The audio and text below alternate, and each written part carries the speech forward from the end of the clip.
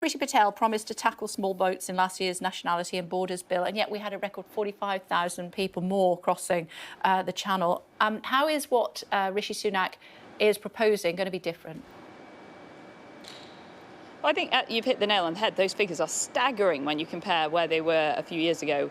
They were in their hundreds, and it's important that the government does tackle this. It's why the Prime Minister made it one of his top 5 priorities. It's why we've already taken action. We got that record agreement with the French government last year, but that's not enough. That's why we're bringing forward legislation. The details will be published this week, and the basic principle will be that if you travel here illegally, then it's not OK to stay, which I think is common sense and the right approach. It's not illegal, though, is it, to seek asylum? It's illegal to smuggle people into the UK. Shouldn't the smugglers be the ones that you're going for? For example, Iranian, fearing persecution. What is the legal route to come to this country? Look, as I've said, we will be opening up more safe routes. We've taken 480,000 people since 2015. We have a record on this of protecting people in cases of need. We can't take everybody. That is a basic principle here. But if we look at what we're tackling this week, we're tackling people that are coming here illegally. That, as I said before, many of those people have travelled through a number of safe countries before they even make that journey to the UK. That's not OK.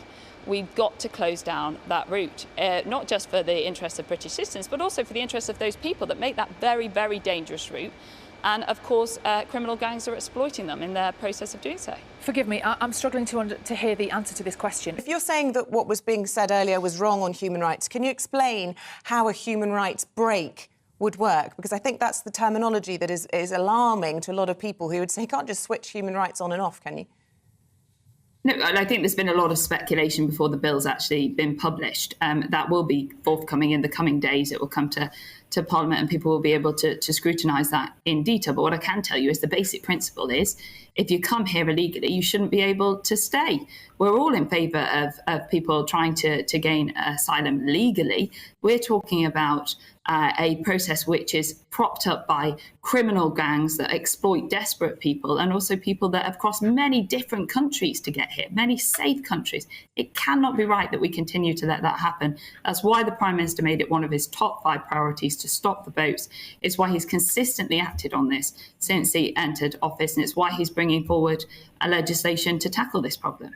What is the legal route if you are Iranian, fearing persecution and want to come to this country? I'm not going to get into the specifics of country X to country here. What I've said is there are some safe routes available. We've taken 480,000 people how does somebody who desperately needs help answer it? And we're opening up. Well, look, I think that is grossly unfair. I'm not the immigration minister. As you know, I'm the Science, Technology and Innovation Secretary of State. And that isn't the point here. The point is that we are tackling illegal immigration. We are going to open up other safe routes, as I've said various times on this show today. But we do need to tackle illegal immigration. You know, those boats are not filled with people coming from countries that desperately need help. And many times they're filled with people that are actually economic migrants and also been exploited by criminal gangs who take their money on a very perilous journey. That's something that we've got to stop, we've got to get a grip of, and that's what we're doing this week. So you don't know? I didn't say I don't know. I said there are a variety of different routes. I'm not here as an immigration lawyer to go through. Look, I think I'm not here as an immigration lawyer to go through specific case-by-case processes that an individual could follow. Well, why is it then that the previous Home Secretary, Priti Patel, is saying that the legislation is actually already in place for exactly what the Prime Minister is aiming to achieve? It just hasn't been applied properly. And a lot of people would say this is just window dressing. This is about politics, not actually probably going to proceed through the courts because of all the reasons that we've already outlined. This is about playing to the Conservative Party base, which might work for an election, but it's not going to help reduce those numbers. Well, I'd say that's not true. We've made a pledge to stop those boats and show tangible action. When I go out knocking on doors, not just in my constituency, but in other constituencies too, one of the key issues that comes up is the fact that people want some change on this issue. They are fed up with the rhetoric. That's why this government is acting. That's why it was one of the top 5 priorities from this Prime Minister. That's why legislation is coming forward. And it's why he's taken other actions. It's why we got that record deal with the French government on boats last year. The former Prime Minister nominating his dad for a knighthood, that's surely nepotism at its finest, isn't it?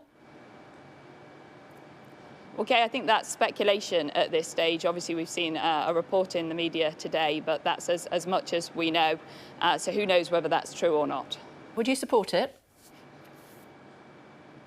Well, it wouldn't really be down to me. I don't sign off those appointments and those honorary positions. Of course, prime ministers and previous prime ministers can then nominate people for peerages, for different types of categories of honours. I understand. And we have that system in place, which has worked successfully for years. But you'd be happy for him to be a knight, would you? Sorry, Kay, I missed that last question. Yeah, I just said, would you be happy for him to be a knight of the realm? Well, let's wait and see before we start speculating on ifs and maybes, Okay. hey? Prime Minister Boris Johnson, who's nominating his father for a knighthood. What do you make of that? Well, I've read that story. It is speculation, of course, at this moment in time, so we'll have to see if that is true or not. If it's true, what do you make of it? Well, look, there is a process in place for prime ministers to nominate people for peerages and for honorary titles and awards, etc. And that's always been the case. That Boris Johnson is. It's reported that Boris Johnson is to nominate his father, Stanley, for a knighthood. Is that appropriate? It is reported. I saw that story myself in the Times today. I think at this stage it is just speculation. Obviously, it's the Prime Minister's and ex-Prime Minister's prerogative to be able to make those types of appointments. But we'll see if this story is true or not. I'm not sure either way, to be honest, Nick. Right, but how comfortable would you be? Well, it wouldn't be down to me. You have a view, you're likely to be asked. I mean, you're a senior member of the Conservative Party. If it does go ahead, you're likely to be asked, and it's sort of not jobs for the boys, it's knighthoods for the dad, isn't it? Every Prime Minister and previous Prime Minister